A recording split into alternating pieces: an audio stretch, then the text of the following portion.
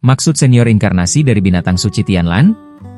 Tepat sekali, kata Dayan Shenjun sambil tertawa. Sejak kau menyimpan binatang itu, apakah kau benar-benar membiarkannya begitu saja? Tentu saja tidak, jawab Han Li dengan senyum pahit. Aku sudah mencoba menanganinya. Namun aku hanya bisa mengeluarkan kuali itu setelah kekuatan sihirku pulih. Wajar saja senior tidak mengetahuinya. Apa yang kau lakukan? Apalagi yang bisa kulakukan? Kuali itu bukan sesuatu yang mudah dikeluarkan, dan situasi penangkapan binatang itu jauh di luar perkiraanku. Aku hanya bisa menggunakan indera spiritual untuk berkomunikasi dengannya. Apa hasilnya? Binatang itu baru saja terbentuk di dunia ini dan kecerdasannya masih sangat terbatas. Aku tidak bisa benar-benar berkomunikasi dengannya. Itu normal, kata Dayan Shenjun. Namun karena ia terbentuk dari indera spiritual makhluk dari alam yang lebih tinggi, kecerdasannya pasti akan berkembang dalam beberapa tahun. Tidak akan terlambat menanganinya nanti. Sepertinya memang hanya itu yang bisa kulakukan. Han Li menghela napas ringan. Sayangnya, kuali milik wanita suci Tianlan juga tersegel di dalamnya. Kekuatan pasir spiritualnya menjadikannya harta yang sangat kuat. Sepertinya kuali itu adalah tiruan dari kuali Sutian. Kuali milik wanita suci Tianlan tampaknya bukan pusaka yang khusus untuk bertempur. Berbeda dengan kipas 7 api, kata Dayan Shenjun dengan senyum dingin. Jika kau berhasil mengumpulkan cukup bahan untuk membuat tiruan kipas yang telah kurancang, kekuatannya pasti akan melampaui kuali milik wanita suci Tianlan. Aku benar-benar tidak sabar melihatnya. Mungkin saja. Han Li tidak meragukan kekuatan yang diklaim dari kipas 7 api yang telah dimodifikasi. Bagaimanapun bentuknya, harta karun bertipe api hampir selalu digunakan untuk serangan. Lagi pula, kekuatan spiritual bertipe api memang tak tertandingi dalam hal daya hancur di antara berbagai elemen. Setelah Dayan Shenjun selesai berbicara, Han Li tidak mengatakan apapun. Ia hanya mengibaskan lengan bajunya dengan ringan, melemparkan 2 mutiara ke udara, lalu menembakkan beberapa segel mantra ke arah keduanya. Cahaya emas dan putih segera bersinar dari kedua mutiara itu saat mereka melayang diam di udara. Han Li berkedip, lalu menepuk kantong penyimpanannya.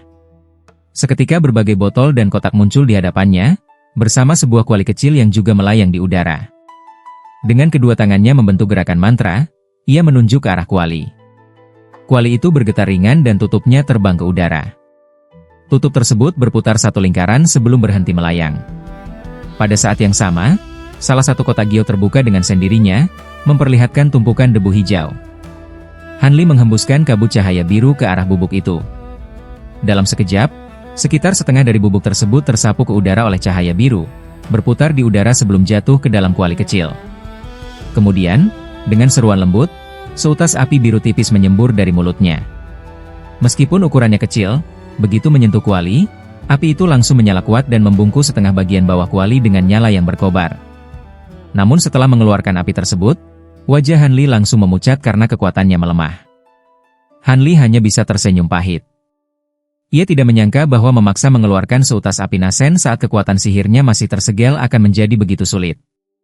Tentu saja, hal ini juga disebabkan oleh luka parah yang ia terima di dataran Mulan yang belum sepenuhnya pulih. Saat Han Li berada di dataran Mulan, ia pernah disergap oleh seorang kultivator di ranah Nasen Soul tahap akhir, dan hingga kini lukanya masih belum sepenuhnya sembuh. Setelah itu, Han Li menunjuk sebuah botol giok ramping hingga melayang perlahan menuju kuali. Tutup botol itu terbuka sendiri dan menuangkan aliran cairan hijau ke dalam kuali, langsung bercampur dengan bubuk hijau di dalamnya. Han Li melafalkan mantra dan kembali menembakkan beberapa segel mantra ke dalam api biru di bawah kuali, membuat nyala api itu melonjak dan menutupi seluruh permukaan kuali. Hanya dalam waktu singkat, aroma obat yang samar mulai tercium dari dalam kuali. Kening Han Li sedikit berkerut. Ia mengibaskan tangannya, membuat sebuah kotak giok lain terbang ke udara. Dari dalamnya keluar sebatang rumput spiritual merah menyala yang segera jatuh ke dalam kuali. Seiring waktu berlalu, Han Li terus menambahkan berbagai bahan ke dalam kuali secara teratur dengan kendali yang sangat teliti.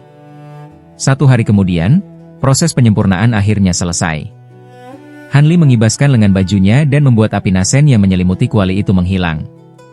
Kuali tersebut kemudian perlahan terbang ke tangannya. Han Li menundukkan kepala dan melihat ke dalam kuali. Di dalamnya terdapat cairan sangat kental setinggi beberapa inci. Cairan itu berwarna hijau zamrud transparan dan memancarkan aroma obat yang kuat. Setelah mengamatinya beberapa saat, Han Li memastikan bahwa cairan tersebut persis seperti yang dijelaskan dalam slip giok. Ia lalu bertanya dengan hati-hati, apakah cairan spiritual ini sudah benar? Benar, jawab Dayan Shenjun perlahan.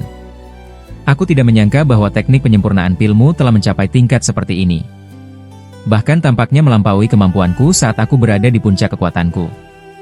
Awalnya aku mengira kau setidaknya akan gagal 2 kali sebelum berhasil menyempurnakan cairan spiritual ini. Ia berhenti sejenak sebelum melanjutkan.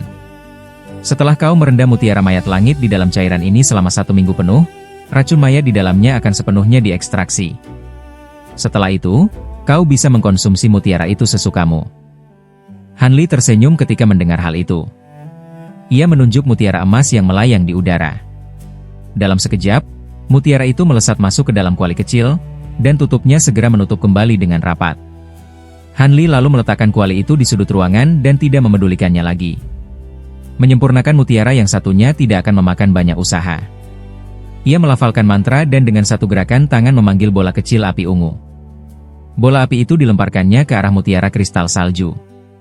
Segera setelah itu, mutiara kristal tersebut memancarkan cahaya putih dan ungu yang terang saat api ungu Ziluo menyatu dengan mutiara itu. Seberkas kegembiraan muncul di wajah Han Li. Ia menghembuskan kabut cahaya biru untuk sepenuhnya menyelimuti kristal tersebut. Mutiara kristal itu tiba-tiba menyusut hingga seukuran pil obat, lalu dengan cepat meluncur masuk ke tenggorokan Han Li. Han Li langsung menutup matanya dengan ekspresi serius. Tangannya membentuk gerakan mantra saat ia mengamati keadaan di dalam tubuhnya. Mutiara kristal salju kini berada di dalam dantiannya. Api ungu Ziluo membungkusnya dalam bentuk bunga teratai kecil berukuran 1 inci yang terus berputar perlahan. Di bawah mutiara itu terdapat nasen Soul Han Li yang sedang bermeditasi dengan khusyuk, kedua tangannya membentuk gerakan mantra. Kontras antara api ungu dan nasen Soul itu menciptakan pemandangan yang tampak misterius. Melihat hal tersebut, Han Li akhirnya merasa lega. Dengan kultivasi Han Li yang saat ini hanya berada di ranah pembentukan fondasi, mustahil baginya untuk langsung menyempurnakan mutiara tersebut. Namun untungnya, api ungu Ziluo sangat kuat. Ia dapat memanfaatkan api itu untuk menyegel mutiara tersebut di dalam tubuhnya. Ketika kultivasinya pulih nanti, mutiara itu sudah akan sebagian terserap. Bahkan dalam keadaan darurat, ia masih dapat memaksanya bergerak dengan bantuan api ungu Ziluo. Setelah urusan 2 mutiara itu selesai, Han Li tidak langsung melanjutkan ke hal berikutnya. Ia duduk bersila selama setengah hari untuk memulihkan sebagian kekuatan sihirnya. Barulah setelah itu ia mengeluarkan sebuah kantong binatang spiritual dari pinggangnya dan melemparkannya ke udara. Kabut cahaya putih keluar dari dalam kantong tersebut, memperlihatkan sebuah gelembung emas yang melayang di udara. Di dalam pelindung Fajra yang setengah jadi itu, Tihun sedang tertidur pulas. Melihat hal ini, Han Li tidak tahu harus tertawa atau menangis. Tihun benar-benar terlalu suka tidur. Setiap kali Han Li memanggilnya, ia hampir selalu sedang tertidur. Han Li hanya bisa tertawa pahit. Ia menjentikan jarinya dan menembakkan seberkas cahaya biru kecil ke arah gelembung emas tersebut. Gelembung itu bergetar saat terkena cahaya biru dan mulai memantul-mantul, perlahan membangunkan Tihun di dalamnya. Begitu menyadari bahwa ia berada di luar kantong binatang spiritual, Tihun mengeluarkan beberapa teriakan kecil sebelum melesat keluar dari pelindung Fajra dalam seberkas cahaya emas. Ia berputar-putar di udara beberapa kali sebelum mendarat dengan lincah di bahu Han Li dan menggosokkan bulu lembutnya ke leher Han Li. Setelah bertahun-tahun bersama Han Li, ia sudah memperlakukannya dengan sangat akrab. Han Li tersenyum melihatnya. Ia mengelus kepala monyet kecil itu sebelum kembali memandang pelindung Fajra yang melayang di udara. Dengan satu kibasan lengan, ia menembakkan cahaya biru yang membungkus harta itu. Cahaya tersebut berputar mengelilinginya, tetapi gelembung emas itu sama sekali tidak bereaksi. Ekspresi Han Li berubah. Ia segera membentuk gerakan mantra dan melafalkan mantra. Serangkaian segel mantra ditembakkan ke arah pelindung Fajra. Namun selain menimbulkan beberapa riak di permukaan gelembung, tidak ada perubahan lain. Wajah Han Li semakin serius. Dengan pengetahuan yang ia miliki saat ini, hanya 2 metode kepemilikan harta itu yang ia ketahui. Setelah menghela napas panjang, ia kembali membentuk berbagai gerakan tangan sambil terus melafalkan mantra. Suaranya naik turun seiring mantra yang dilantunkan. Serangkaian segel mantra berwarna pelangi ditembakkan ke arah pelindung Fajra dengan kilatan jari-jarinya, tetapi harta itu tetap tidak menunjukkan perubahan apapun. "Senior Shenjun, ada apa ini?" tanya Han Li. Meskipun kultivasiku hanya di ranah pembentukan fondasi, seharusnya aku masih bisa menempatkan harta ini di bawah kepemilikanku. Dayan Shenjun menjawab dengan tenang, pelindung itu adalah harta pelindung yang disempurnakan dengan api mayat menggunakan relik kristal Buddha. Harta seperti ini sangat jarang karena relik kristal Buddha dan api mayat pada dasarnya saling bertentangan. Ia melanjutkan, tidak mengherankan jika metode kepemilikan biasa tidak berhasil. Cobalah menggunakan mantra yang pernah kuberikan untuk kepemilikan relik Vajra. Baik, aku akan mencobanya, jawab Han Li tanpa ragu. Setelah setengah hari berlalu, Han Li akhirnya berhasil menggunakan segel mantra yang baru dipelajarinya untuk memaksa pelindung Vajra menyusut dan jatuh ke tangannya. Ia merasa sedikit lega. Namun jika ia ingin benar-benar menyelesaikan proses penyempurnaan pelindung Vajra, itu akan menjadi jauh lebih merepotkan. Bahkan api nasennya tidak mampu mengolah harta tersebut, dan Dayan Shenjun pun tidak memiliki solusi. Menurut perkiraan Dayan Shenjun, tahap terakhir penyempurnaan pelindung Vajra membutuhkan api mayat yang telah ada selama ribuan tahun. Ketika mendengar ini, Han Li hanya bisa memutar matanya dan mendengus. Api mayat ribuan tahun? Apakah kau menyuruhku pergi ke pegunungan gundukan salju dan menyerahkan diri pada Raja Xuanye? Dayan Shenjun hanya mendengus sebagai jawaban dan tidak mengatakan apapun lagi. Tepat ketika Han Li merasa benar-benar tidak berdaya menghadapi masalah ini meskipun sudah mendapatkan pelindung Vajra, Tihun yang duduk di bahunya tiba-tiba mengeluarkan seberkas api abu-abu putih dari mulutnya karena bosan. Api itu langsung menghantam pelindung Vajra yang melayang di udara. Harta yang tadinya diam itu segera mengeluarkan serangkaian suara berderit saat api tersebut melahapnya.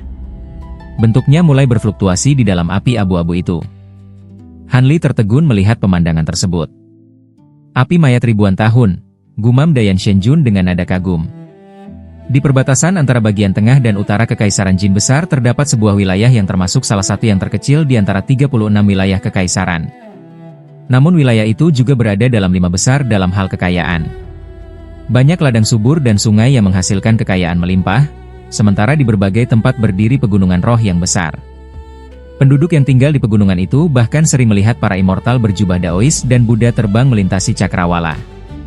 Tak perlu dikatakan, Daoisme dan Buddhisme berkembang pesat di wilayah tersebut. Kuil-kuil dari kedua aliran itu dapat ditemukan hampir di mana-mana. Terlepas dari status atau kekayaan seseorang, semua orang selalu menunjukkan penghormatan besar kepada kedua aliran tersebut. Namun selain dua aliran utama itu, pengaruh berbagai aliran Konfusianisme juga sangat terasa di kota-kota dan desa-desa di wilayah tersebut. Ada 39 aliran Konfusianisme yang berbeda. Salah satu yang terbesar beranggotakan para cendekiawan Konfusianisme yang bahkan memiliki banyak pejabat pemerintah di dalamnya. Di sisi lain, sekolah-sekolah yang lebih kecil hanya memiliki pengajar Konfusianisme biasa yang mengajarkan dasar-dasar ajaran tersebut. Jika mereka menemukan murid yang berbakat, murid itu akan direkomendasikan ke sekolah yang lebih tinggi, sehingga memberikan kesempatan bagi anak-anak dari keluarga miskin untuk maju. Bagaimanapun juga, para cendekiawan yang lulus dari aliran Konfusianisme tingkat tinggi sangat dihargai oleh kalangan elit di Kekaisaran Jin Besar. Bahkan para bangsawan dari berbagai tingkatan sangat ingin merekrut mereka. Ibu kota provinsi Taichang, yaitu kota Taichang, adalah lokasi salah satu perguruan Konfusianisme bergengsi tersebut. Meskipun kota ini tidak termasuk yang terbesar di seluruh kekaisaran, kota ini merupakan salah satu pusat perdagangan di Provinsi Nan dan menjadi tempat tinggal banyak orang kaya serta berpengaruh. Ada 4 keluarga bangsawan yang tinggal di kota itu, serta tak terhitung jumlahnya orang dari berbagai profesi. Di sisi barat kota Taichang tinggal klan Gan, sebuah klan pedagang yang sangat kaya. Mereka memiliki lebih dari 20 restoran yang tersebar di berbagai kota di provinsi tersebut. Di kota-kota kecil, mereka bisa dianggap sebagai penguasa kekayaan. Namun di kota Taichang, mereka hanya termasuk salah satu dari sekian banyak keluarga elit. Meski begitu, bahkan di antara para elit, klan Gan memiliki sebuah kediaman besar di distrik orang kaya dan mempekerjakan lebih dari 40 pelayan. Suatu hari, di bawah terik matahari siang, seorang pemuda berjubah Konfusianisme berjalan perlahan di jalan. Pemuda itu tampak berusia awal 20-an. Di punggungnya tergantung sebuah paket yang dibungkus kain abu-abu tebal dan tertutup debu. Saat berjalan, ia sesekali memandang ke sekeliling sebelum akhirnya melihat gerbang besar kediaman Gan. Ketika membaca tulisan di atas gerbang itu, ia tanpa sadar tersenyum. Ia pun berjalan mendekat dan mengetuk pintu besi. Duk! Duk! Langkah kaki tergesa terdengar dari balik pintu. Gerbang itu terbuka sedikit, memperlihatkan seorang pelayan parubaya dengan ekspresi hormat di wajahnya. Namun ketika melihat pemuda itu, ekspresi hormat tersebut membeku sesaat sebelum menghilang. Ia berdiri tegak dan bertanya dengan nada ragu, "Siapa yang Anda cari, Tuan?" Matanya memeriksa pemuda itu seolah mencoba menebak asal-usulnya. Pemuda itu mengatupkan kedua tangannya sebagai penghormatan dan tersenyum. "Apakah ini kediaman Paman Ganci?" Setelah memperhatikan kualitas pakaian pemuda itu, sikap merendahkan sang pelayan langsung menghilang. Sebaliknya, ia tampak terkejut. "Paman Ganci?" "Ganci adalah nama terhormat majikan saya. Jadi yang mulia pasti adalah..." "Aku Han Li. Paman Ganci adalah kerabat jauhku. Aku datang untuk memberi penghormatan kepadanya," jawab Han Li sambil tersenyum. Sudah 1 tahun sejak Han Li mengasingkan diri untuk berkultivasi. Selama waktu itu, ia menggunakan mutiara mayat langit dan relik Vajra untuk menyempurnakan lapisan pertama seni giok terang. Setelah berhasil, gejolak ki jahat dalam tubuhnya sebagian besar telah mereda. Meski begitu, masalah tersebut tetap harus diselesaikan sepenuhnya. Karena itulah Han Li datang ke klan Gan sebagai bagian dari langkah berikutnya dalam rencananya untuk menyingkirkan ki jahat. Setelah ragu sejenak, pelayan parubaya itu berkata, "Jadi Anda adalah Tuan Han." "Sayangnya, Tuan kami pergi pagi ini untuk bertemu dengan rekan-rekannya. Saat ini, putra tertua beliau yang mengurus kediaman ini. Apakah Anda ingin saya melaporkan kedatangan Anda kepadanya?" "Silakan. Aku akan berterima kasih atas bantuanmu," jawab Han Li dengan tenang. "Mohon tunggu sebentar." Pelayan itu membungkuk lalu menutup gerbang sebelum masuk kembali ke dalam. Han Li berdiri santai di depan gerbang sambil mengamati properti besar tersebut. Sesekali ia melihat kereta yang melintas di jalan. Meskipun ia belum menyebarkan indera spiritualnya ke seluruh kota, ia sudah bisa merasakan keberadaan cukup banyak kultivator di dalam kota ini. Bahkan ada beberapa area yang dihuni oleh kultivator dengan tingkat kekuatan cukup tinggi.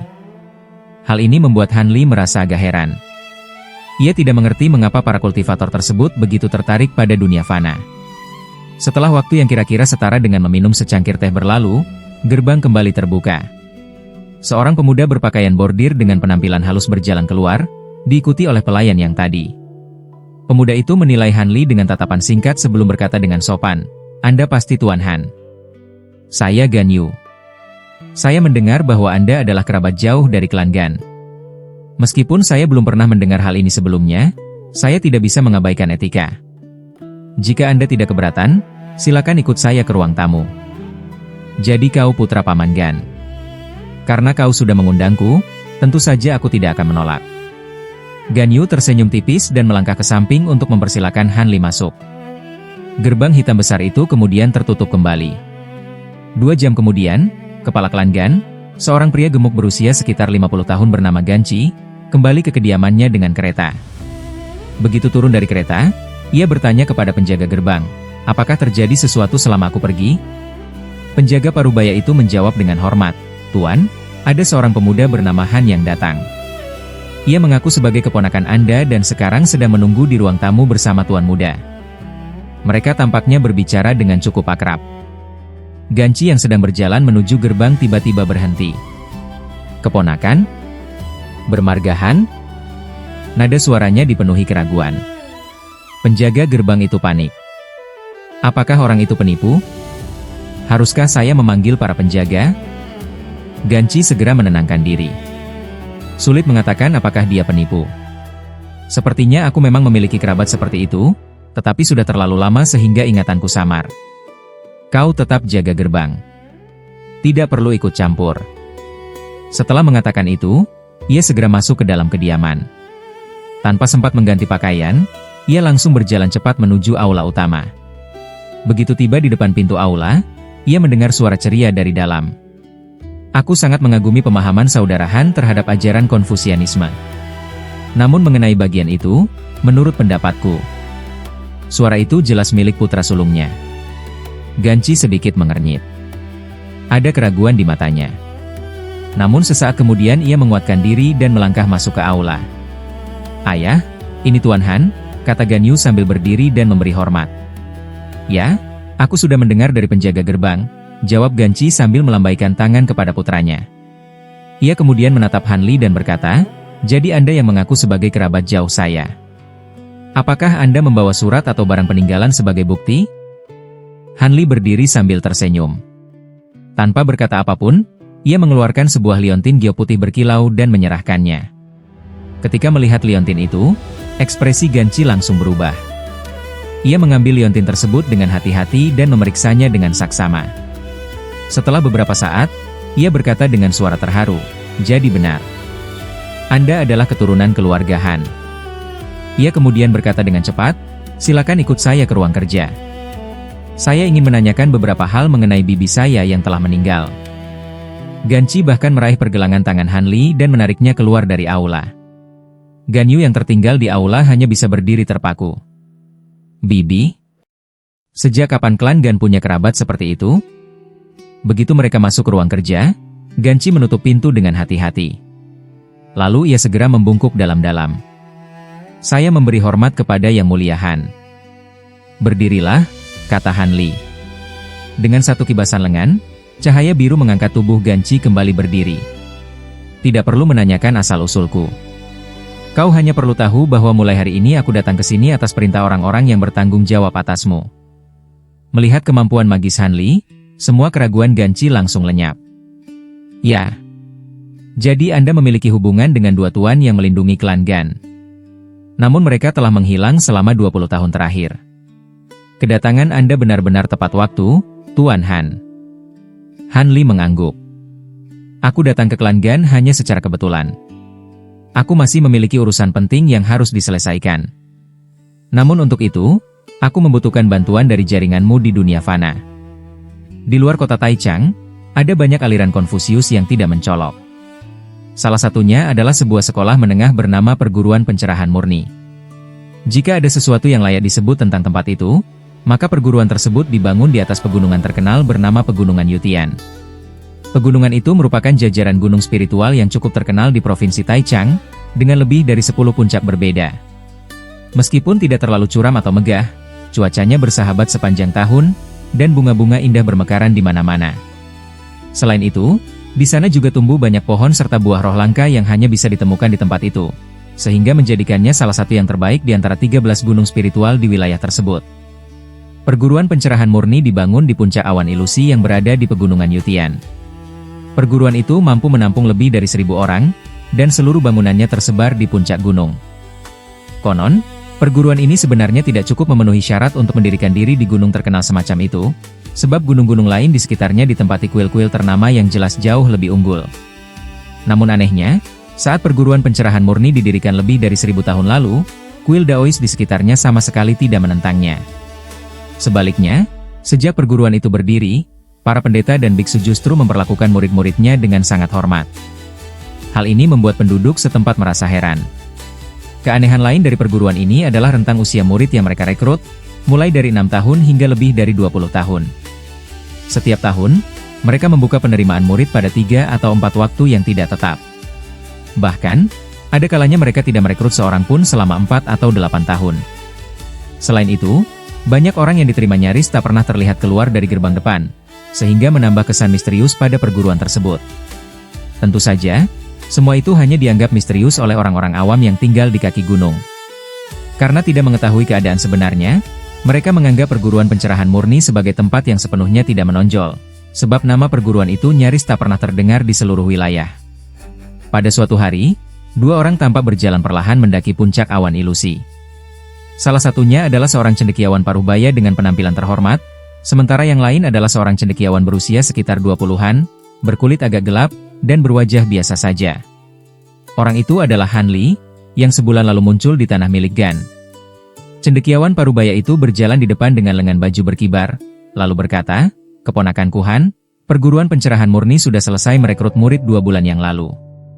Namun, aku mendengar dari kawan tua Gan bahwa kau telah mempelajari berbagai teknik Daois dan mengetahui keberadaan para kultivator. Karena itu, aku membawamu ke perguruan ini untuk diuji. Apakah mereka akan menerimamu atau tidak, itu bergantung pada takdir. Karena aku memiliki hubungan baik dengan guru senior lu dari perguruan, aku akan membawamu menemuinya. Jika beliau menganggapmu layak, kau bisa tinggal di perguruan ini." "Ya, aku sudah mendengar rencana itu," jawab Han Li dengan tulus. Paman Gan sudah membicarakannya. Terlepas dari apakah perguruan ini mau menerimaku atau tidak, pamanku tetap akan menganggap ini sebagai sebuah kebaikan. Saat itu, tubuh Han Li memancarkan aura di tingkat keempat pemadatan Qi.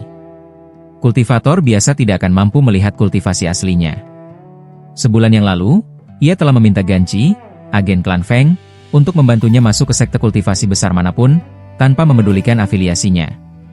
Alasan ia mengatakannya secara terus terang adalah karena klan Feng pernah memerintahkan mereka untuk menjalin hubungan baik dengan para kultivator yang memasuki dunia fana, agar dapat dimanfaatkan di masa mendatang.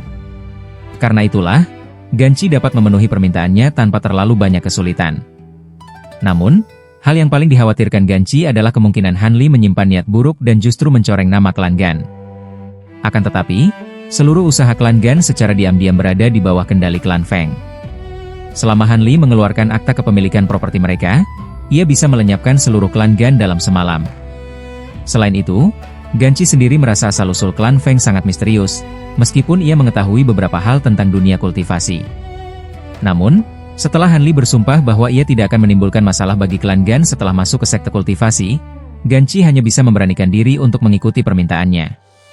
Setelah beberapa hari melakukan persiapan, ia akhirnya memilih seorang cendekiawan parubaya bernama Yan untuk menjadi penghubung agar Han Li dapat masuk ke perguruan pencerahan murni. Alasan ia memilih orang ini adalah karena aliran Konfusius memiliki kebijakan yang jauh lebih longgar dalam menerima murid. Selama seseorang bukan murid dari sekte sesat dan memiliki latar belakang yang bersih, ia masih dapat diterima bahkan jika sebelumnya pernah memiliki guru. Terlebih lagi, Gan Qi pernah berbuat baik kepada cendekiawan parubaya itu, yakni Guru Yan. Sebagai orang dari sekte Konfusianisme, ia memandang kesetiaan dan utang budi dengan sangat serius, sehingga pasti akan menangani urusan ini sebaik mungkin. Sementara itu, meskipun ada cara lain untuk masuk ke sekte-sekte lain, kemungkinan keberhasilannya juga tidak besar. Bagaimanapun, sekte-sekte kultivasi besar di tempat ini memang tidak sesulit di Tianan untuk dimasuki, tetapi kultivator lepas kelas rendah tetap tidak akan diizinkan menjadi murid. Ketika Han Li mendengar nama perguruan pencerahan murni, ia bertanya tentang lokasinya, lalu diam-diam terbang dengan alat sihir terbang untuk memeriksa urat nadi spiritual di pegunungan Yutian. Ia cukup puas dengan hasilnya. Meskipun urat nadi spiritual di sana tidak dapat dibandingkan dengan sumur roh di kediaman guanya di Tianan, kekuatannya masih jauh melampaui urat nadi spiritual lain di sekitar kota Taichang. Adapun masalah sumur roh, jika benda itu terlalu sering dipindahkan tanpa ditempatkan lama di atas urat nadi spiritual, sifat spiritualnya akan perlahan memudar. Karena itu, Han Li hanya membawa 2 sumur roh di tubuhnya. Namun, karena ia tidak dapat menemukan satupun urat nadi spiritual kosong di Kekaisaran Jin Besar, ia terpaksa merencanakan penyusupan ke sekte besar demi berkultivasi. Dalam keadaan seperti itu, Han Li menyamar sebagai kerabat jauh Gan Qi, seorang kultivator lepas kelas rendah yang hanya mempelajari teknik sihir dangkal, tetapi tetap mendambakan jalan kultivasi. Lalu, ia mengandalkan pamannya untuk melihat apakah dirinya bisa dibantu masuk ke sekte besar demi melanjutkan kultivasi. Setelah itu, Gan Qi menemukan seorang pengajar ternama dari aliran Konfusius besar, seorang cendekiawan bernama Yan. Demi membalas budi lama Gan Qi, orang itu pun setuju dan membawa Han Li ke perguruan pencerahan murni. Cendekiawan parubaya itu, Guru Yan, menghela napas lalu berkata, "Tampaknya saudara Gan memang sangat menghargaimu." Namun, itu juga tidak aneh, karena orang yang memiliki akar roh hanya muncul 1 di antara 10.000 orang. Sayangnya, aku sendiri tidak memiliki akar roh. Kalau tidak, aku juga pasti sudah masuk ke perguruan pencerahan murni untuk menempuh jalan kultivasi. Han Li hanya tersenyum dan tidak berkata apa-apa. Setelah itu, guru yang tidak berbicara lagi dan terus membawa Han Li naik. Saat mereka mendaki gunung, puncak gunung mulai terlihat di antara awan. Mereka juga mendengar dentingan lonceng yang nyaring dan merdu, suara yang seakan mengguncang semangat siapapun yang mendengarnya. Guru yang berhenti, lalu menoleh ke arah puncak awan ilusi. Ia menggelengkan kepala dan bergumam, lonceng King Chen memang sebuah harta yang langka, tetapi biksu senior yang menjaga kuil itu tampaknya agak berlebihan sampai membunyikannya 3 kali dalam sehari. Kilatan tajam melintas di mata Han Li ketika mendengar bahwa ada sekte Buddha di gunung itu. Setelah itu, ia menunjukkan ekspresi berpikir. Ia segera menyadari bahwa harta yang disebutkan tadi sebenarnya hanyalah alat sihir kelas atas, bukan sesuatu yang terlalu langka. Ia merapatkan lengan bajunya dan menaruh tangan di belakang punggung sebelum terus mengikuti Guru Yan. Tidak lama kemudian, keduanya tiba di sebuah pelataran di lereng gunung, dan pandangan di depan mereka mendadak terbuka. Di hadapan mereka terbentang hutan bambu hijau yang rimbun, dengan bangunan merah dan putih terlihat samar di kejauhan. Beberapa jalan setapak dari batu putih membentang lurus menuju hutan bambu itu. Guru yang melirik ke arah hutan, lalu berkata, "Ayo.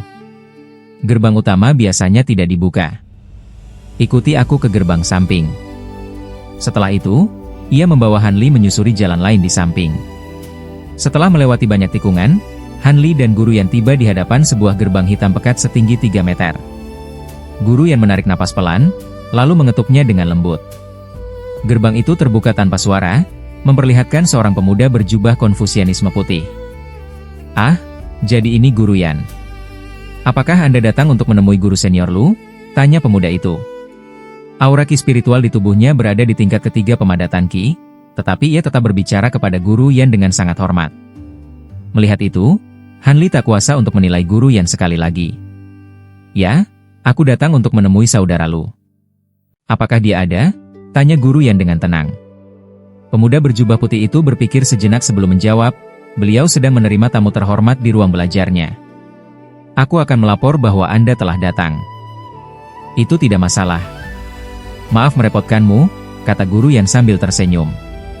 Meskipun pemuda berjubah putih itu tahu bahwa Guru Yan hanyalah seorang fana, ia juga tahu bahwa orang itu memiliki hubungan yang sangat baik dengan guru senior Lu, sehingga ia tidak berani meremehkannya.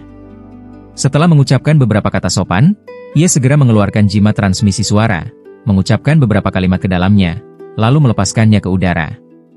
Jimat itu berubah menjadi seberkas cahaya api dan melesat pergi tanpa jejak. Tak lama kemudian, Hanli merasakan seberkas kesadaran ilahi yang kuat menyapu area di depan mereka sebelum segera menghilang. Hati Hanli bergetar. Ia tahu bahwa itu kemungkinan besar milik guru senior Lu. Dari kekuatan kesadaran ilahi tersebut, orang itu tampaknya adalah seorang kultivator di ranah pembentukan inti tahap awal. Hal itu cukup mengejutkan, karena sebelumnya ia memperkirakan orang itu paling tinggi hanya berada di ranah pembentukan fondasi tahap akhir.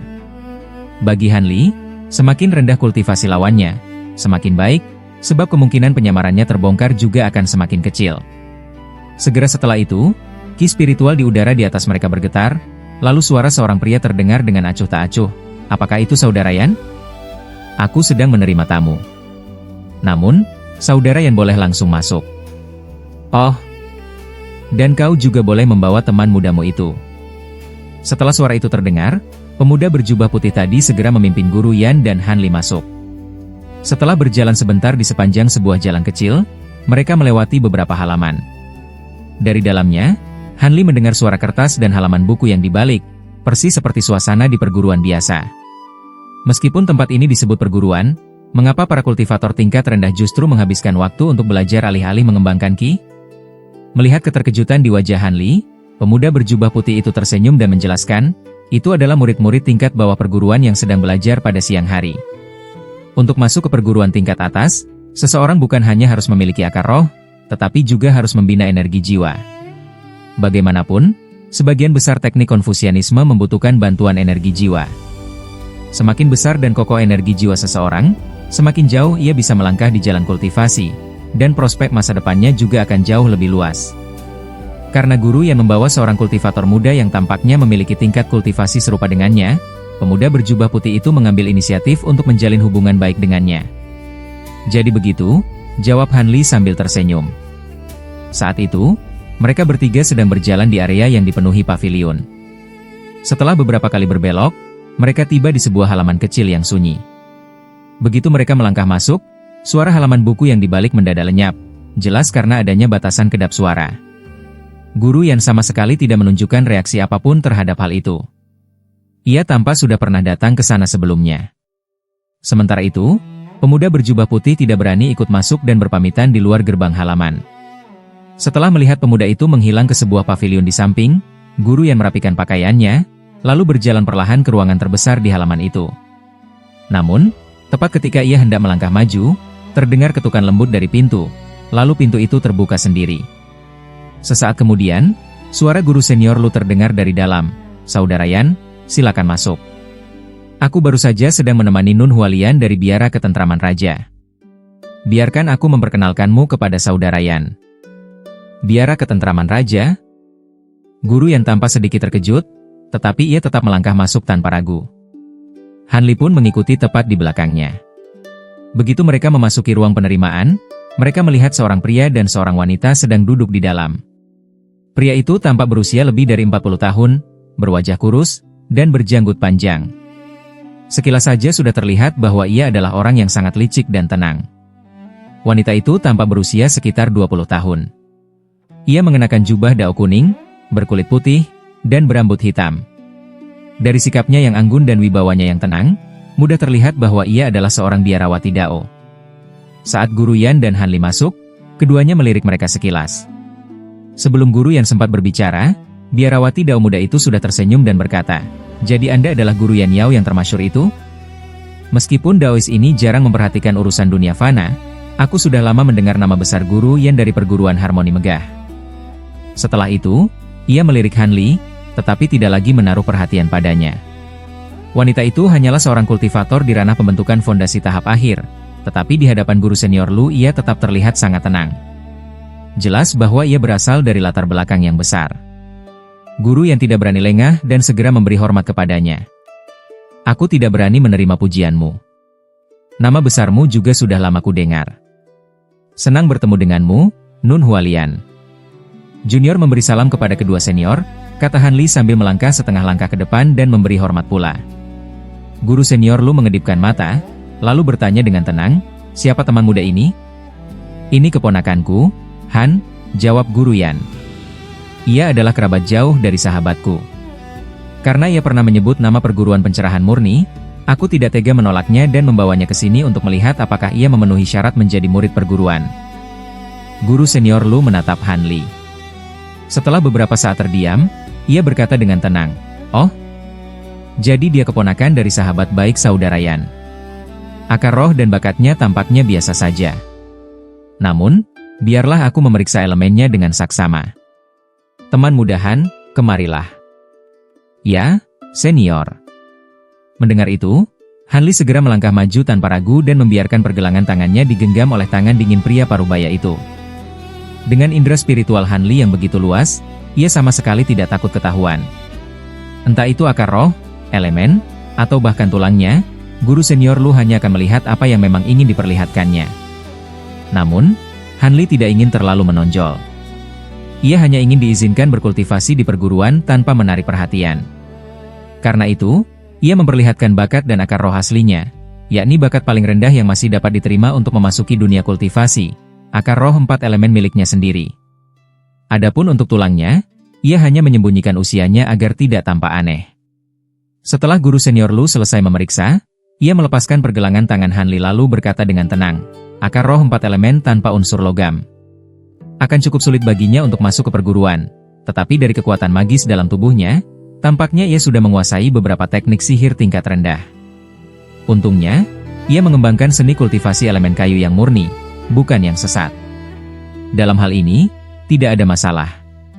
Hanya saja, usianya sudah cukup besar dan peluangnya untuk mencapai pembentukan fondasi nyaris tidak ada.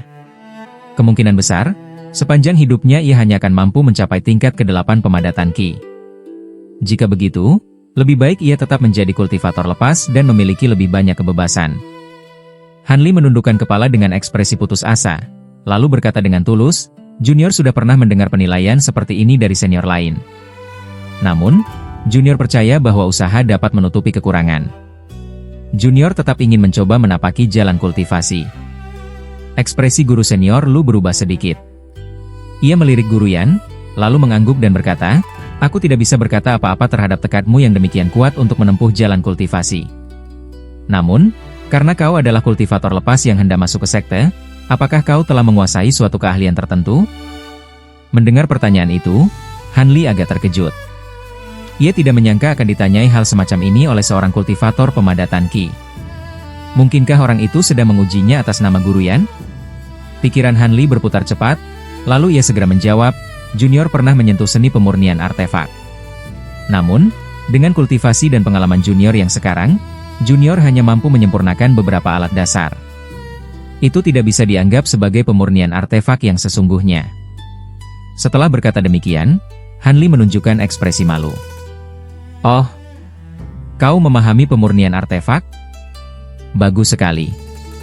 Senior Lu, sepertinya aku tidak perlu lagi meminjam murid pemurnian artefak dari sektemu.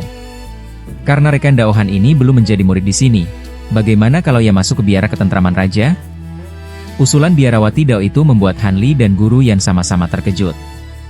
Guru Yan tidak bisa menahan diri untuk berkata, "Itu kurang pantas, Nun Hualian. Biara Anda adalah tempat para biarawati.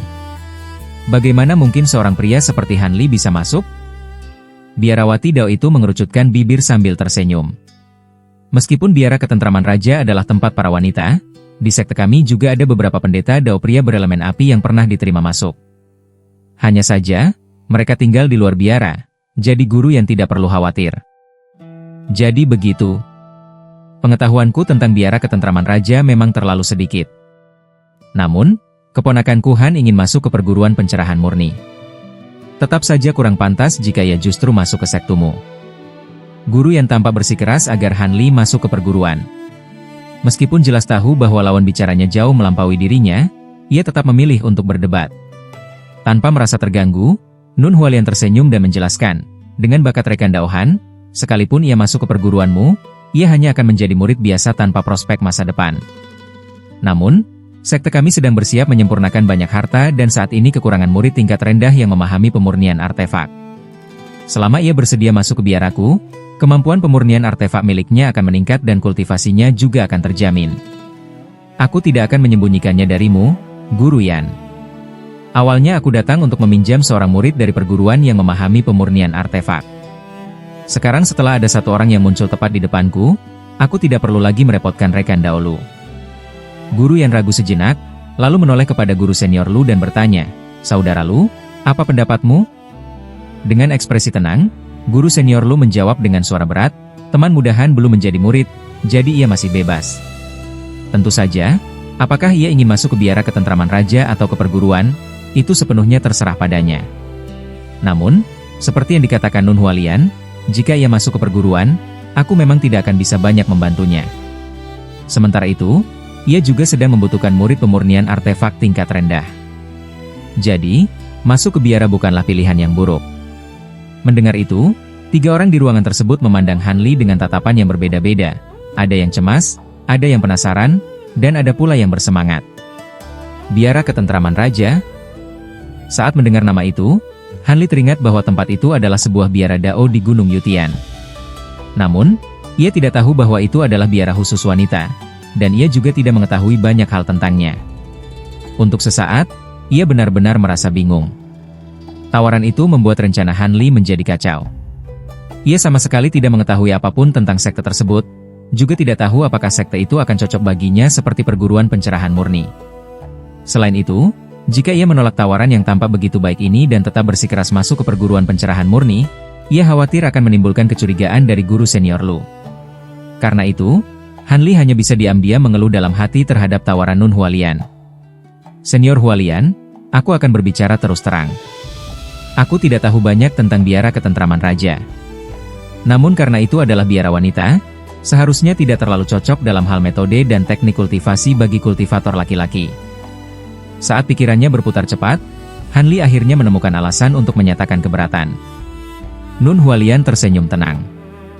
"Jadi Junior Han khawatir tentang hal itu?" "Tidak perlu. Biara ketentraman raja kami hanyalah salah satu cabang dari 3 biara kerajaan. Kami juga memiliki cabang lain, yaitu biara yang kerajaan, yang khusus untuk laki-laki.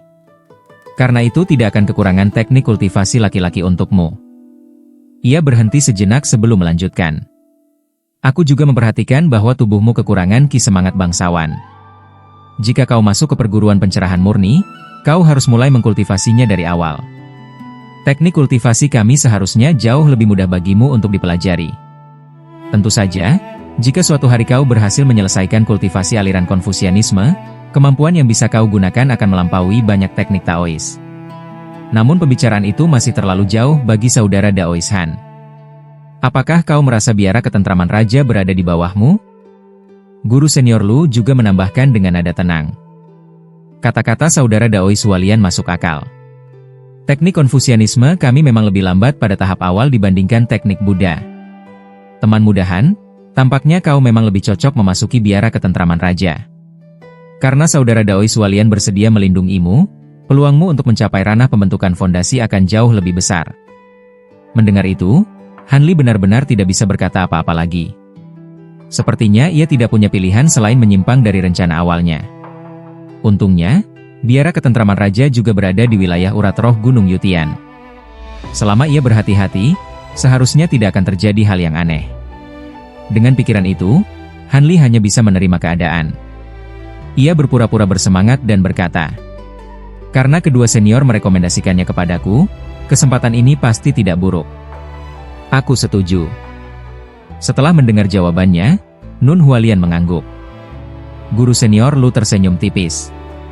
Adapun Guru Yan, meskipun ia sebenarnya berharap Han Li masuk ke sekte Konfusianisme, ia tidak bisa mengajukan keberatan terhadap keputusan tersebut. Setelah masalah ini selesai, ketiga orang itu terus berbincang di dalam ruangan untuk beberapa waktu.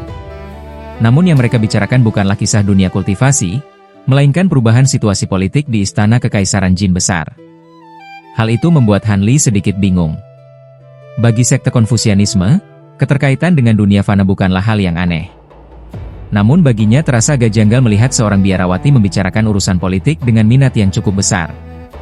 Apakah biara ketentraman raja juga merupakan sekte kultivasi yang terlibat dengan dunia fana? Saat Han Li masih memikirkan hal itu, suara langkah kaki terdengar dari luar. Sebuah suara muda berkata, "Melapor kepada Paman Guru. Sesuai perintahmu, aku telah membawa tembaga esensi ungu dari gudang." "Oh, bawa masuk," jawab guru senior Lu tanpa banyak berpikir. Tembaga esensi ungu. Hati Han Li bergetar. Biji ini merupakan bahan yang sangat baik untuk menyempurnakan alat sihir dan harta kelas tinggi. Mungkin nilainya tidak terlalu besar bagi Han Li, tetapi bagi orang-orang di hadapannya benda itu jelas cukup langka. Pintu ruangan kemudian terbuka. Seorang anak tampan berusia sekitar 12 tahun masuk sambil membawa nampan merah besar yang tertutup kain perak menggembung. Ia berjalan dengan hati-hati dan meletakkan nampan itu di atas meja di depan Nun Hualian dan guru senior Lu. Guru senior Lu meliriknya dan berkata dengan tenang, "Kau boleh pergi. Tidak perlu menunggu di sini." Anak itu membungkuk dalam-dalam sebelum keluar dari ruangan. Setelah itu guru senior Lu langsung mendorong nampan tersebut ke arah Nun Hualian. "Saudara Daois Hualian, ini adalah tembaga esensi ungu yang kami pinjamkan. Sepertinya biaramu telah mencarinya kemana-mana. Apakah kalian sedang mempersiapkan penyempurnaan harta penting? Apakah itu alat sihir kelas tinggi atau pusaka?" Nun Hualian ragu sejenak sebelum menjawab. "Aku sendiri tidak begitu jelas. Aku hanya mengikuti perintah biarawati senior keempat. Jika senior ingin tahu lebih banyak, lebih baik bertanya langsung kepadanya. Mereka pasti akan menjelaskan semuanya." Ketika guru senior Lu mendengar penyebutan biarawati senior keempat, ekspresinya sedikit berubah. Namun ia segera tertawa kecil. "Tidak perlu. Itu hanya pertanyaan sepele." Nun Hualian tersenyum dan membuka kain di atas nampan. Di bawahnya tampak tumpukan batu emas yang memancarkan cahaya ungu lembut. Setelah memeriksanya, ia mengucapkan terima kasih sebelum menyimpannya ke dalam kantong penyimpanannya dalam sekejap cahaya. Setelah tujuan kunjungannya tercapai, Nun Hualian mengucapkan beberapa patah kata lagi kepada guru senior Lu sebelum berpamitan. Guru senior Lu tidak menahannya. Ia bahkan memanggil anak tadi untuk mengantar Nun Hualian keluar dari perguruan pencerahan murni. Han Li juga berpamitan dan mengikuti wanita itu keluar. Setelah keduanya pergi, aula menjadi sunyi. Guru Yan dan guru senior Lu saling memandang tanpa berbicara. Terutama Guru Yan, yang terlihat sangat gelisah. Akhirnya guru senior Lu memecah keheningan. "Bagaimana persiapanmu? Untuk menghadapi monster New Tiande itu, aku harus mengandalkan seni penyerapan penyatuan esensi. Sekarang semuanya hampir selesai. Apakah kau masih ragu untuk mempertaruhkan hidupmu?" Ekspresi Guru Yan menjadi suram. "Selama aku bisa membalas dendam atas pemusnahan klanku, apa arti sebuah nyawa? Yang kutakutkan hanyalah setelah kau menyelesaikan kultivasimu, kau akan enggan menantang iblis tua itu karena takut pada api iblisnya." Ketika mengingat keluarganya, ia mengepalkan tangan kuat-kuat hingga kukunya menekan telapak tangannya. Guru senior Lu tidak marah. Ia hanya menjawab dengan tenang. "Hehe. Mengapa saudara yang meragukanku? Bukankah aku sudah mengatakan bahwa setelah kau membantuku mengkultivasi kemampuan ini, aku akan mewarisi ki semangat bangsawan milikmu yang membawa jejak kebencianmu?" Jika aku tidak membunuh Niu Tiande, suatu hari aku tidak akan bisa lagi menggunakan ki itu. Demi memanfaatkannya, aku harus menyingkirkannya. Ia berhenti sejenak sebelum melanjutkan. Lagi pula, apakah saudara yang merasa ada orang lain yang bersedia membantumu membunuh orang itu? Dan orang yang tidak takut pada balas dendam dari sekte hitam yang? Guru yang berpikir sejenak sebelum berkata. Kau benar. Selama bertahun-tahun aku memang menjalin hubungan dengan beberapa kultivator. Namun tidak ada yang memiliki kemampuan dan kultivasi seperti saudara Lu. Hanya kau yang bersedia membantuku membalas dendam atas kehancuran keluargaku. Bukan berarti yang lain tidak mampu. Mereka hanya tidak mau memprovokasi salah satu dari 10 sekte iblis besar demi seorang fana seperti diriku. Guru senior Lu menghela napas. Tentu saja.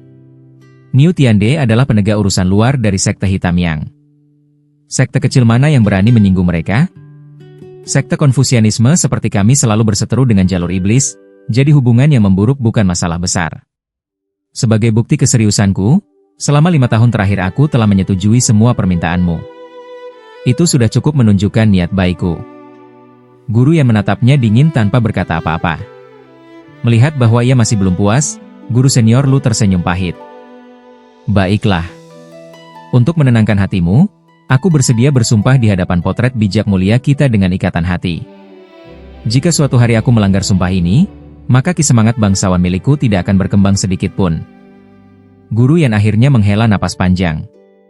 Baiklah. Itu sudah cukup.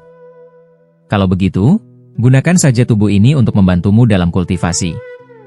Bukan karena aku tidak percaya padamu, tetapi sebagai satu-satunya anggota yang tersisa dari klan Yan, aku harus berhati-hati. Guru senior Lu mengangguk. Pengaturan kultivasi akan dimulai dalam 1 bulan. Selesaikan urusan pemakamanmu sebelum kembali ke perguruan pencerahan murni. Guru Yan mengangguk. Ruangan itu kembali sunyi. Tak lama kemudian ia tiba-tiba bertanya. Oh ya, mengapa biarawati dari biara ketentraman raja itu harus membawa Hanli? Apakah perguruan pencerahan murni tidak ingin memiliki satu murid pemurnian artefak lagi? Guru senior Lu tersenyum santai. Aku hanya memanfaatkan situasi. Harta yang sedang disempurnakan oleh biara ketentraman raja tampaknya cukup penting. Mereka bahkan kekurangan orang untuk membantu memurnikan bahan. Memang kami bisa meminjamkan murid pemurnian artefak tingkat rendah kepada mereka. Namun kami tidak tahu apa yang akan mereka hadapi. Dengan adanya teman mudahan, kami bisa memenuhi permintaan mereka tanpa merepotkan sekte. Guru yang tidak berkata apa-apa lagi setelah mendengar penjelasan itu. Sementara itu, Nun Hualian membawa Hanli terbang menggunakan alat sihir berbentuk syal menuju bagian lain dari puncak ilusi awan. Hanli dan Nun Hualian berdiri di sebuah ruang rahasia yang dipenuhi berbagai bahan. Seorang kultivator di ranah pembentukan fondasi tahap awal dengan wajah kemerahan menilai Hanli dengan ekspresi cemberut. Ini adalah Tetua Wei, kata Nun Hualian. Salah satu dari 2 guru besar pemurnian artefak di 3 biara kerajaan kami. Untuk sementara kau akan membantu Tetua Wei sambil mengasah teknik pemurnian artefakmu. Tenang saja, kami tidak benar-benar berniat menjadikanmu guru besar pemurnian artefak. Sumber daya kami tidak cukup untuk itu. Ia melanjutkan dengan nada tenang. Namun kami akan segera menyempurnakan sebuah harta penting yang membutuhkan sedikit bantuan tambahan. Selama kau bekerja dengan baik dalam 3 tahun ke depan, aku akan memberimu pil obat dan bahkan membimbing kultivasimu secara pribadi. Aku tidak akan mengingkari janjiku. Hanli tidak banyak bicara. Ia hanya mengangguk. Tetua Wei kemudian berkata dengan nada agak kesal. Saudara Daoi Sualian, apakah keponakan bela diri ini benar-benar memahami pemurnian artefak? Bukankah usia dan kultivasinya terlalu rendah? Bukankah kau mengatakan bahwa kau pergi ke perguruan pencerahan murni untuk mencari asisten yang cocok? Nun Hualian tersenyum. Penyempurnaan harta ini sangat penting. Lebih baik tidak melibatkan sekte lain. Kultivasi dan pengalaman keponakan bela diri Han memang dangkal, tetapi dengan arahanmu seharusnya ia masih mampu menangani pemurnian bahan. Tetua Wei menghela napas. Bahkan pemurnian bahan membutuhkan bakat. Jika tidak, bahan itu bisa rusak. Tapi karena saudara Daoi Sualian sudah membawanya, biarkan saja pemuda ini tinggal di sini untuk sementara. Nun Hualian berkata dengan tenang. Penilaianku tidak seburuk itu. Energi magisnya sangat murni meskipun kultivasinya rendah. Setidaknya kendalinya atas energi magis dan teknik pemurnian artefak tidak akan terlalu buruk. Tetua Wei kembali menatap Han Li dengan saksama. Ternyata begitu. Ia memang memiliki sedikit potensi. Sepertinya saudara Dao Sualian tidak membawa orang sembarangan. Karena orang yang kau butuhkan sudah dibawa, proses penyempurnaan seharusnya bisa berjalan lebih cepat, lanjut Nun Hualian. Dibandingkan dua biara lainnya, biara kita tertinggal. Kita tidak boleh menunda urusan besar ini. Aku akan pergi dulu. Tetua Wei mengantarnya keluar. Tenang saja. Dengan adanya pemuda ini, urusan tidak akan tertunda. Nun Hualian tampak puas dan segera pergi. Kini hanya Han Li dan Tetua Wei yang tersisa di ruang rahasia. Dengan nada tegas, Tetua Wei berkata, "Kau pasti sudah mendengar pembicaraan kami tadi. Terlepas dari apakah kau tertarik pada pemurnian artefak atau tidak, selama sebulan aku akan mengajarimu dasar-dasar seni pemurnian artefak. Setelah itu aku akan memberimu tugas. Selama kau menyelesaikan tugas yang kuberikan setiap akhir bulan, sisa waktumu bebas kau gunakan sesukamu. Namun jika kau gagal menyelesaikannya, aku akan mengusirmu dari gedung pemurnian artefak dan mencari orang lain untuk menggantikanmu." "Ya." "Murid ini akan berusaha sebaik mungkin," jawab Han Li dengan tenang. Sikapnya membuat Tetua Wei cukup puas. Ia kemudian memimpin Han Li keluar dari ruang rahasia. Tentu saja, menjadi murid di gedung pemurnian artefak juga memiliki keuntungan. Aula ini memiliki beberapa alat sihir serta reservoir api bumi yang dapat digunakan secara gratis. Selain itu, murid di sini menerima lebih banyak batu roh setiap bulan dibanding aula lain. "Ikuti aku. Aku akan memperkenalkanmu kepada murid lainnya. Kedepan kau akan bekerja sama dengan mereka untuk memurnikan beberapa bahan." Setelah diperkenalkan kepada 3 kultivator di ranah pemadatan Qi, Han Li diberi tempat tinggal. Sejak saat itu, kehidupan kultivasinya di biara ketentraman raja pun dimulai. Gedung pemurnian artefak terletak di bagian tengah di bawah puncak biara dan merupakan halaman yang terpisah dari biara utama. Bangunan di sana tidak banyak. Selain aula api bumi dan beberapa bangunan untuk pemurnian artefak, hampir tidak ada hal lain yang menonjol. Para murid bahkan diwajibkan tinggal di gua-gua di sekitarnya. Di seluruh gedung pemurnian artefak hanya ada 7 orang. Selain Han Li dan 3 murid pemurnian artefak tingkat rendah lainnya, ada 2 kultivator parubaya di tingkat ke-8 dan ke-9 ranah pemadatan Qi yang bertindak sebagai asisten Tetua Wei. Dengan jumlah orang yang sedikit, tempat tinggal kecil yang diberikan kepada Han Li terasa lebih dari cukup. Hari demi hari, banyak murid pria dan wanita dari biara ketentraman raja datang untuk menyewa alat sihir atau meminta gedung pemurnian artefak menyempurnakan berbagai alat sihir. Karena ini adalah biara wanita, sebagian besar muridnya memang perempuan. Namun tidak semuanya biarawati. Ada juga cukup banyak wanita muda dengan penampilan anggun yang jelas berasal dari keluarga kaya. Di bawah pengamatan tenang Han Li, ia menyadari bahwa 3 murid lain di gedung pemurnian artefak sering terpesona oleh para kultivator wanita yang lewat. Meskipun mereka bekerja keras setiap hari, kultivasi mereka tidak mengalami kemajuan berarti. Karena itu mereka hanya bisa mencoba menarik perhatian dengan kemampuan pemurnian artefak mereka. Beberapa murid pria lain di biara juga memiliki situasi serupa. Mereka biasanya tinggal di luar biara dan bertugas meneliti formasi sihir, memurnikan pil obat, atau pekerjaan lain yang serupa. Adapun murid wanita sepenuhnya fokus pada kultivasi. Han Li sebenarnya tidak terlalu setuju dengan keadaan itu, tetapi ia tidak berniat ikut campur. Selain itu, ketiga murid lain juga bertugas mengawasi para murid baru. Han Li sendiri hanya fokus mempelajari cara memurnikan bahan. Setiap hari Tetua Wei akan menghabiskan 2 jam untuk mengajarkan dasar-dasar seni pemurnian artefak kepadanya, bahkan sering memberikan demonstrasi secara langsung. Awalnya Han Li tidak terlalu menganggap serius pelajaran itu. Dengan pengalaman dan kultivasinya, ia merasa tidak banyak hal yang bisa ia pelajari dari seorang guru pemurnian artefak di ranah pembentukan fondasi. Namun dalam beberapa hari saja ia segera menyadari bahwa ia salah. Meskipun kultivasi Tetua Wei tidak tinggi, pencapaiannya dalam seni pemurnian artefak sangat mendalam. Dari teknik pemurnian bahan hingga metode penyempurnaan artefak, ia tampaknya telah mempelajari berbagai teknik rahasia dari banyak sekte. Bahkan ada beberapa keterampilan yang belum pernah didengar Han Li sebelumnya. Hanya dalam 10 hari singkat, Han Li memperoleh banyak manfaat. Ia akhirnya memahami mengapa Kekaisaran Jin Besar dikenal sebagai tanah suci kultivasi.